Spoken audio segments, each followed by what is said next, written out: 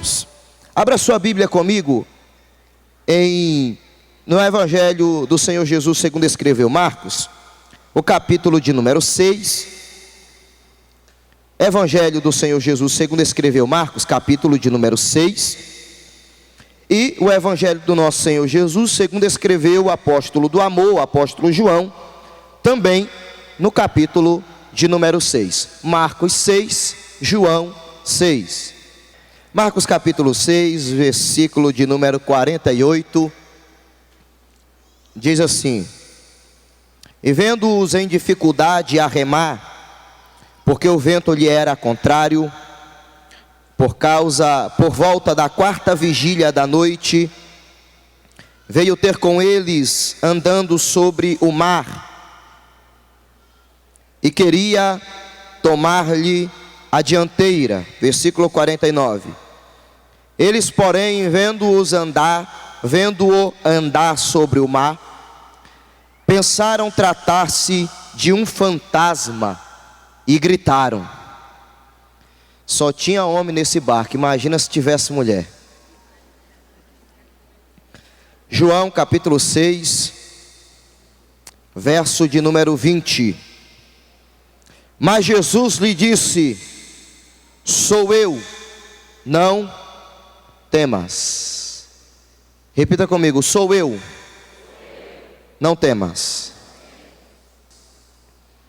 Hoje nós vamos ministrar e pensar com os irmãos sobre a segunda tempestade que os discípulos atravessaram no mar da Galileia. No Evangelho de João, no capítulo 6, nós vamos perceber pelo contexto que Jesus está em uma região desértica e vê a necessidade de alimentar o povo, porque muitos ali estavam há alguns dias seguindo o Mestre, e alguns não haviam adquirido provisão necessária, sendo que, retornando do lugar que estavam, possivelmente não chegariam às cidades para adquirirem alimentação, para comprarem alimento. O desgaste físico de uma viagem no deserto seria fatal para muitos deles. Jesus se vê na necessidade de alimentar a multidão ali com o que tinha em mãos, e era 5 pães e 2 peixes. A multiplicação é realizada através da oração de Jesus. O povo come, se farta. É levantado 12 cestos da sobra de pães e de peixes, porque o nosso Jesus, ele é um Jesus abundante, mas não é um Jesus de desperdício. Tudo aquilo que nós temos, seja muito, mas tudo tem um propósito, nada é aleatório, nada está sobrando, tudo está dentro de um propósito estabelecido por Deus. E os cestos são levantados, a multidão se maravilha com aquilo, porque se existe algo que mexe com a nossa fé, é um milagre de provisão. Quando nós nos vemos na necessidade de alguma coisa, o Senhor vem e provê-la. Alegra a nossa alma, é muito bom. E a multidão se entusiasma, fica eufórica, e no afã de ver talvez a extinção da necessidade física ou da escassez de alimento na Palestina, a multidão quer fazer de Jesus rei. Só que Jesus só vai se manifestar como o rei, profeta, juiz e sacerdote quando ele entra em Jerusalém, pois ali ele estava caminhando para se oferecer como Cordeiro de Deus, que tira o pecado do mundo. As coisas não podem ser antecipadas na ordem que o Senhor trabalha. Tudo acontece no tempo certo e na hora exata. Há princípios que Deus estabelece que não podem ser revogados, e um deles é o tempo. Eclesiastes capítulo 3, o pensador Salomão fala sobre isso. Há tempo para tudo, e há tempo para todo o propósito estabelecido debaixo dos céus. Então tudo ocorre no tempo certo. E o Senhor se vê na necessidade de se esconder daquela multidão, porque queriam arrebatar Jesus e o transformar como rei ali. E ainda não era o momento, até mesmo porque o reino de Deus não é nesta terra. O reino de Deus é um reino espiritual. O reino de Deus é um reino celestial. Jesus não veio conquistar espaço na terra. Jesus veio conquistar almas, conquistar corações, para levá-las para uma mansão que já está preparada nos céus. Que Jesus despede os discípulos. Mateus, narrando esta passagem, vai dizer que Jesus os forçou a partir em um barco, mas não foi com eles. Se distanciou e subiu a um monte e foi ali orar. Na primeira tempestade, Jesus estava no barco com os discípulos, mas estava dormindo. Ao despedir os discípulos, sobe o monte a orar. No início da primeira vigília, a noite para os judeus, ela é dividida em 4 vigílias, que compreende das 18 às 21 horas. A segunda parte, a segunda vigília, das 22 às 0 hora. A terceira vigília, de 1 às 3 horas. E a quarta vigília, de 4 às 6 horas da manhã. É assim que eles dividem a noite. E Jesus está subindo ao monte, dispensando os discípulos para navegar e passar para o outro lado. E subindo ao monte a primeira vigília, o sol estava se pondo. E os discípulos estão indo em direção à outra banda do lago de Genezaré. Jesus sobe ao monte, está orando. Só que ao atravessar aquele lago, eles haviam navegado cerca de talvez 150 a 250 estádios, talvez 7 quilômetros. O Mar da Galileia, ele tem por comprimento 21 quilômetros e em alguns lugares a sua largura chega a 14 quilômetros. Ele também é conhecido como Lago de Genezaré, o Mar da Galileia, o Mar de Tiberíades, o nome que é dado por cidades portuárias que estão naquela região. Só que quando eles estão praticamente no meio do mar, uma tempestade se forma.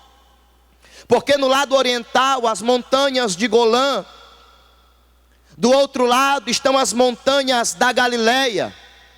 E existe um fenômeno naquela região, que um vento gélido, gelado, de ar frio que desce das montanhas do Hermon, da região sudeste, da região norte, eles descem como um buraco na direção do Mar da Galileia. E o Mar da Galileia é um lago que está situado a 180 metros debaixo do nível do mar. Então quando o vento vem, ele esbarra nas paredes das montanhas de Golã e da Galileia e forma uma espécie de redemoinho. Quando ele chega na superfície do Mar da Galileia, o vento frio se choca com a atmosfera úmida e o vento quente, provocando uma tempestade naquela região, fazendo com que aquela água tranquila passe agora a ser uma água governada por ondas altíssimas. E isto vai acontecer com os discípulos no início ainda da primeira vigília. O sol mal se pôs, os ventos descem e tomam aquele lago pela tempestade. E os discípulos estão ali com a ausência de Jesus em meio a uma grande tempestade. Eles eram pescadores hábeis, navegantes experientes, e eles vão lutar contra as ondas, e vão lutar contra a maré, vão lutar contra a tempestade, vão lutar contra o vento, para não permitir que o seu barco afunde. Só que o poder assolador de uma tempestade é estarrecedora.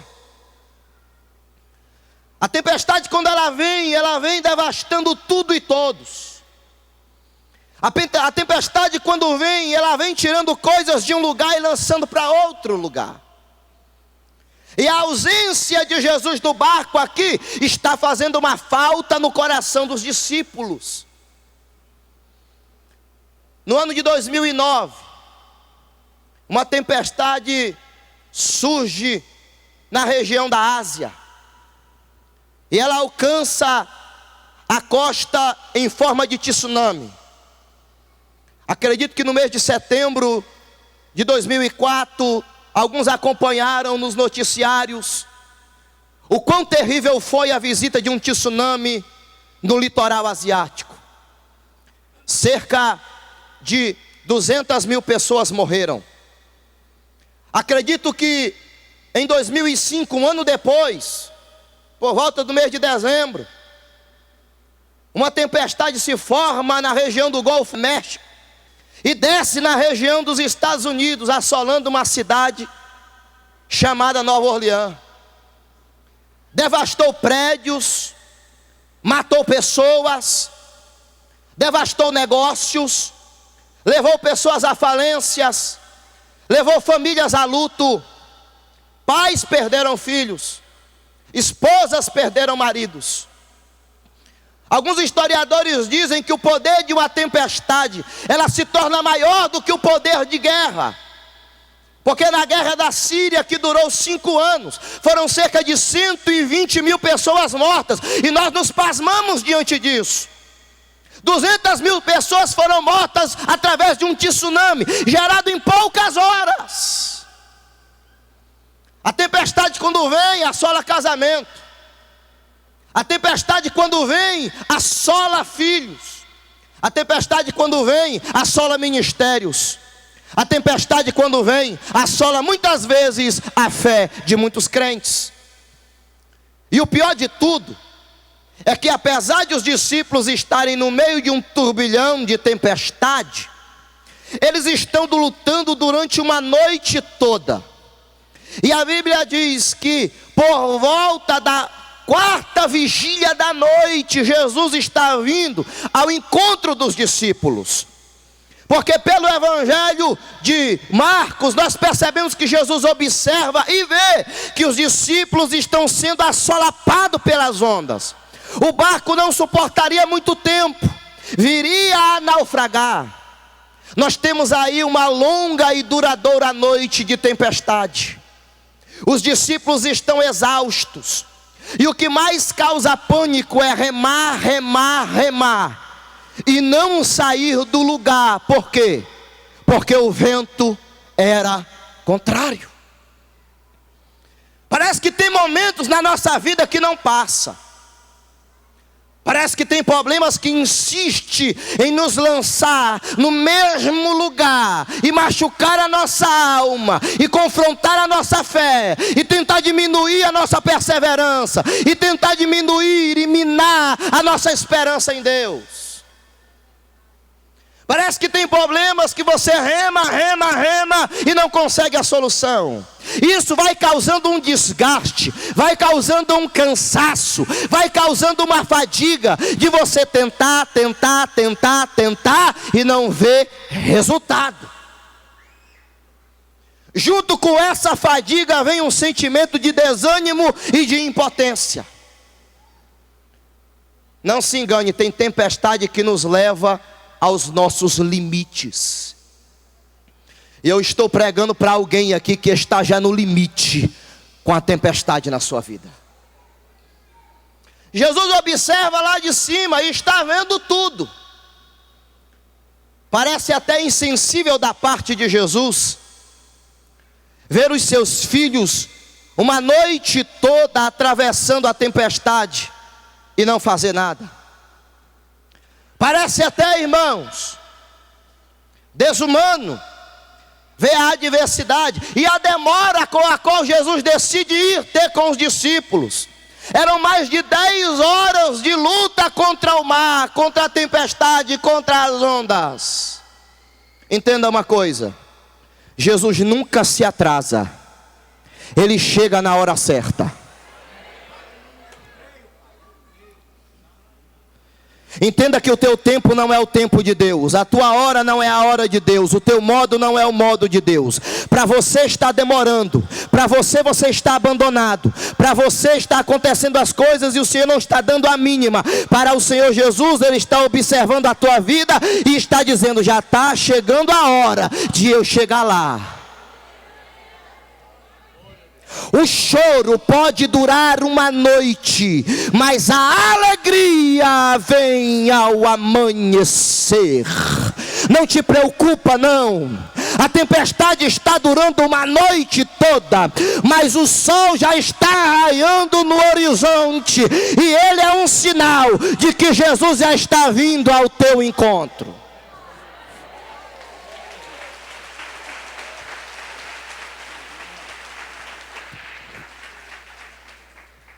Jesus desce e vai ter com os discípulos. E é fenomenal essa parte aqui. Porque quando Jesus vai ter com ele, Jesus vai ter andando por cima das ondas.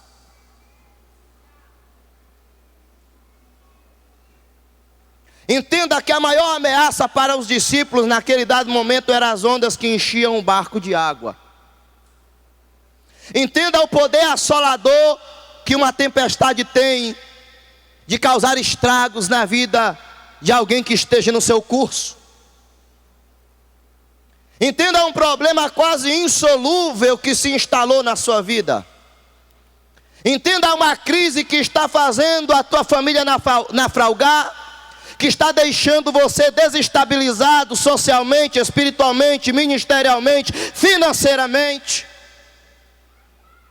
Aquilo que está representando perigo, aquilo que está representando afronta, aquilo que está representando cansaço, aquilo que está representando um Golias que se levantou para te vencer.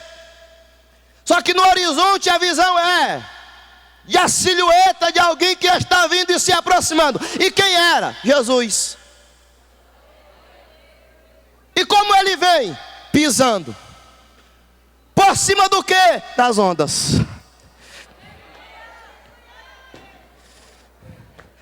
Aquilo que representa perigo para a tua vida, aquilo que está solavancando o teu barco, aquilo que está abatendo a tua alma, aquilo que representa algo imponente, algo grande, algo perigoso para você, não representa nada diante da autoridade de Jesus. O que Jesus está falando para a tua vida hoje é: o problema que está assolando a tua alma, eu estou pisando nele. Está debaixo dos meus pés. Você não entendeu, meu filho? Aleluia, aleluia. Aquilo que preocupa a tua alma está debaixo dos pés de Jesus. Aquilo que está fazendo os teus olhos verterem lágrimas de angústia está debaixo dos pés daquele que tem todo o poder em suas mãos.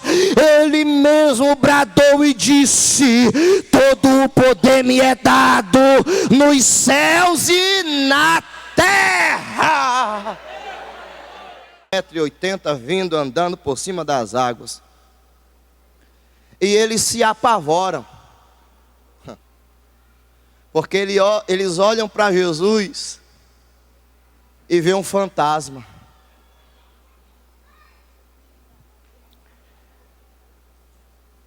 Existe um problema aqui: não saber reconhecer Jesus. Porque como eles estão envolvidos em uma tempestade que está tomando todos os seus recursos físicos e emocionais, consumindo a sua alma, a sua visão não é perfeita, ainda existia um pouco de escuridão. Acredito que das 5 para 6 horas da manhã, ainda não se via nitidamente. As nuvens eram negras, escuras. E eles olham, talvez iluminados por um raio, e veem aquele vulto vindo na direção dele. Eles se apavoram e pensam que é fantasma. Porque a tempestade muitas vezes tem a capacidade de nos levar a crer que existe coisas que na verdade não existem. Eu sei desde pequenininho que fantasma não existe. Mas no momento da tempestade a pessoa fica tão sensibilizada, apavorada com a situação, que passa a crer naquilo que não deveria crer. E eles começam a ficar com medo. Por quê? Porque está vindo um vulto ali. Eles não veem com clareza, não sabem quem é. Alguém grita, é um fantasma. E todo mundo começa a se desesperar, porque acredita que aquilo ali é um fantasma. Desequilíbrio emocional, desequilíbrio espiritual, falta de base das palavras de Jesus. Porque tem crente que na hora da tempestade acredita naquilo que não existe. Acredita que rosa vai tirar espírito. Acredita que sal grosso dá jeito. Acredita em água ungida, consagrada. Acredita em todas as mercadorias expostas na banca do mercado da fé por usurpadores que não pregam o evangelho, que não pregam a Jesus, que não pregam a salvação, que não pregam a cruz.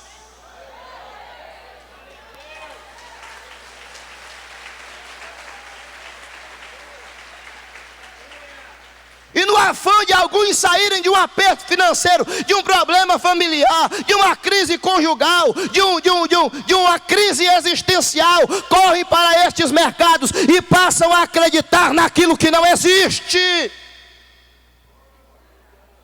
Tudo que veio antes de Jesus é um símbolo. O símbolo não tem poder. O símbolo aponta para aquele que tem poder.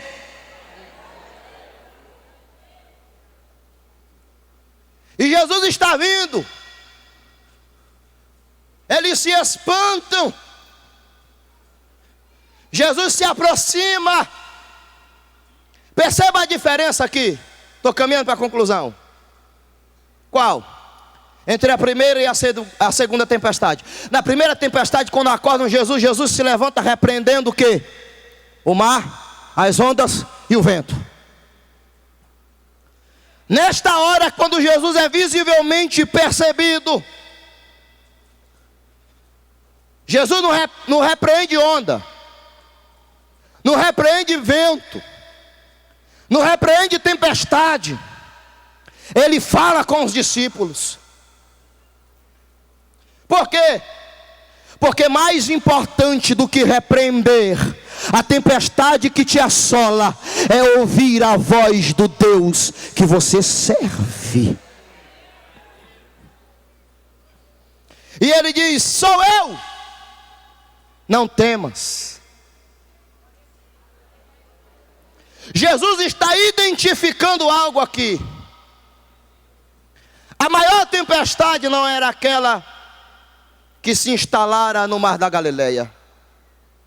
A maior tempestade não era aquela produzida pelas ondas que estavam a naufragar o barco. A maior tempestade não estava fora. A maior tempestade estava dentro. Jesus começa acalmando a maior tempestade, dizendo: ei, não temas, porque a tempestade que estava no coração dos discípulos era maior do que a tempestade que estava fora. Jesus está visitando a tua vida nesta noite e está dizendo: acalma teu coração. Antes de eu resolver este problema que te assola por fora, eu quero resolver essa tempestade que te assola por dentro. Esta tempestade que tem feito a tua fé naufragar. Essa tempestade que tem oprimido a tua alma e tem feito você desacreditar das promessas. Esta tempestade que tem vindo e assolado o teu coração. E muitas vezes amargurado a tua alma. Muitas vezes é envolvido com ira, rancor de alguém que um dia te pisou, de alguém que um dia rejeitou você, de alguém que um dia fez algo contra a tua vida, e lá no fundo você ainda tem um rancorzinho, uma falta de perdão, e aquilo surge como um turbilhão, nos momentos de dificuldade, nos momentos de angústia, nos momentos de adversidade, e o Senhor está dizendo: calma, eu primeiro vou apaziguar a tua alma, para você poder ver o meu milagre. E ele disse: ei, não temas.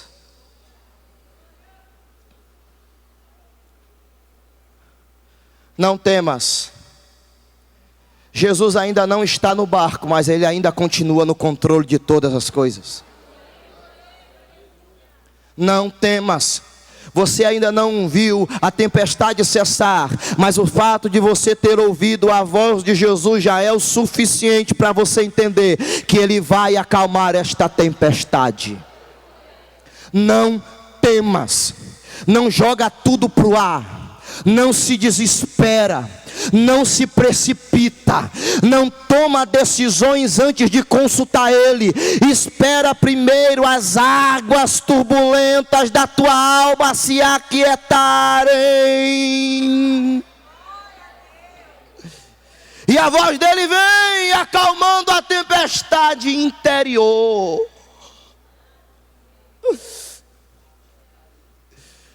Por quê, pastor? Porque o mundo pode estar desabando ao nosso redor. A nossa alma tem que estar repousada nos braços de Cristo. É aquela passagem da tsunamita: vai tudo bem.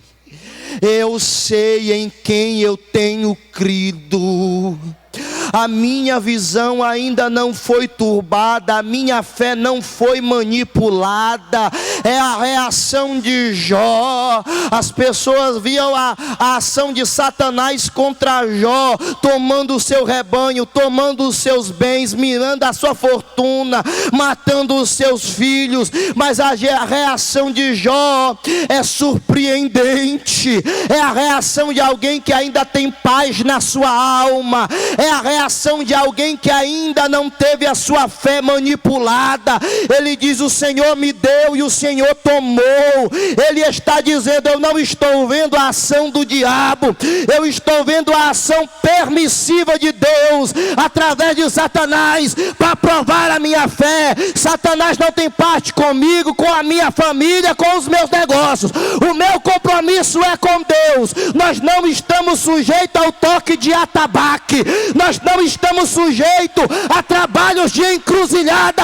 A nossa vida está sendo dirigida pela mão do Todo-Poderoso. Do Todo-Poderoso. Ah, meu Deus. A maior tempestade não é a que está fora, a maior tempestade é a que está dentro. E é essa que o Senhor vem apaziguando primeiramente na sua vida. Se tem mais alguém, se aproxima. Eu conto 4 pessoas aqui, tem uma 5ª pessoa. Não permita que a vergonha, não permita que a timidez te prenda no teu lugar. Não permita que a indecisão ou o medo segure você onde você está. Tome uma decisão hoje. Rompa com todos os preconceitos. Venha. Jesus está de braços abertos te esperando. Não é um fantasma, não é um mercenário, não é um religioso. É Jesus. É Ele que pode te dar o que o mundo não pode. É Ele que pode te dar o que a religião não oferece. É Ele que pode te dar aquilo que você não pode encontrar em nenhum outro lugar. Nós temos 7 pessoas aqui. Eu sei que o tempo está avançado, mas eu quero insistir uma vez mais e saber se não tem uma 8ª pessoa para se render a Jesus aqui. Se ainda existe alguém que precisa vir aqui à frente, venha. Este é o momento, esta é a hora. Eu quero ter o prazer, eu quero ter o privilégio de orar por você, de abençoar a tua vida. A 8ª pessoa está vindo, a 9ª pessoa está vindo, irmãos. Aleluia. A minha sobrinha